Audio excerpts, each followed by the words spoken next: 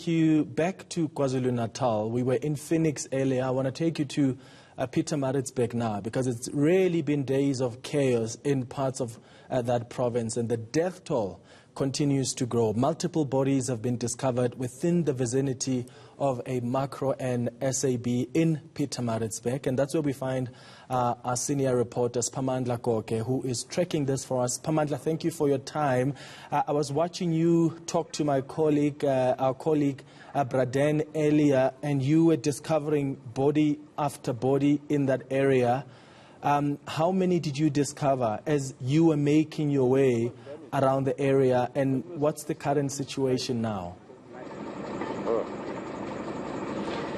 Bongam Kize was bringing you those live visuals. We saw 4 bodies being retrieved here by police and by emergency services personnel, together with those who are responsible for ensuring that there is a cleanup operation here. So we are in Pietermaritzburg. This area that we are at currently is one of the busiest industrial hubs here in Pietermaritzburg. It's got a number of businesses, but before Bongam Kize shows you what is happening around here, I will have to speak to this gentleman. I've just spotted him. He's a local resident. Yes, sir, thank you very much for your time. Let's talk about the impact here of what you have seen in and around Pietermaritzburg. I assume you are a local resident. How do you feel about all of this? We've been seeing bodies here being picked up. Yeah, sure. How do you feel? It feels like surreal. It's all these happenings. I don't feel happy about seeing my city, my town looks like this.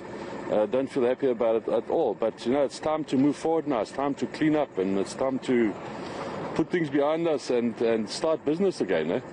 We can't let it fall down. Eh? Okay. Yeah, thanks very much. Okay, thank you very much for time. That is one of the local residents. I'm going to ask Bongam Kize to start penning now, slowly, to show you we are on the street here. There are too many business outlets here and factories in and around this area where we are. Down the road, that's where we started picking up bodies. That's where we saw police officers picking up bodies. You know, we counted 4. Those 4 were picked up in front of us. Locals here and eyewitnesses, they've got other numbers and statistics. Nothing confirmed in terms of official confirmation from the authorities here. But those that we have interviewed have told us that a number of bodies were spotted in the early hours of the morning. We can only confirm the 4 that we saw ourselves being picked up here. It's really shocking if you look at the aftermath here and the devastation. Down the road, there is an SAB breweries factory. It was looted there. Nothing is left, and I can tell you that we interviewed one of the managers. He told us that it will take weeks.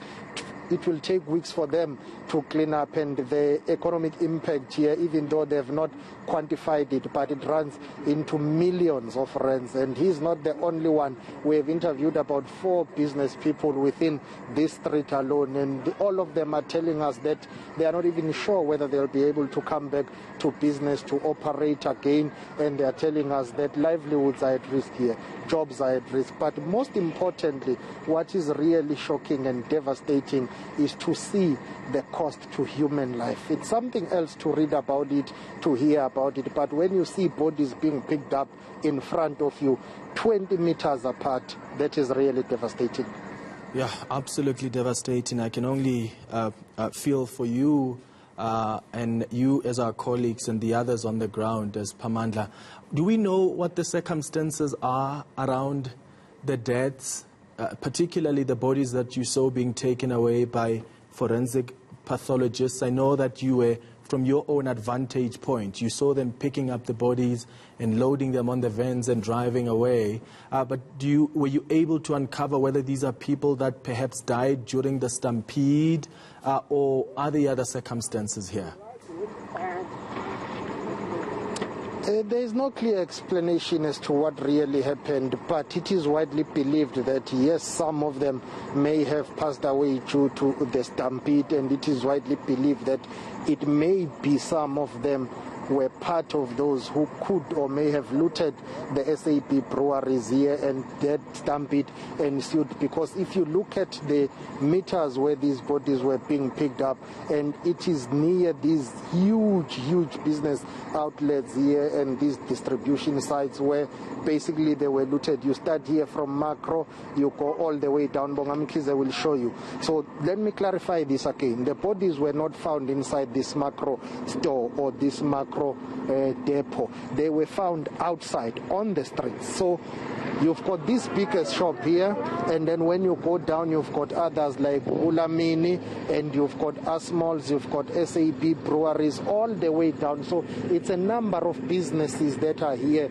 not only Makro, and the bodies were found on the streets. And it's not clear as to what happened, but those that we have interviewed, they believe that those who have died could have been part of those who were here when the looting was taking place, because they say there was a stampede here, but we do not have that official confirmation. We are only relying on the witness account here. So we'll have to wait and hear from the police as to what really ensued here.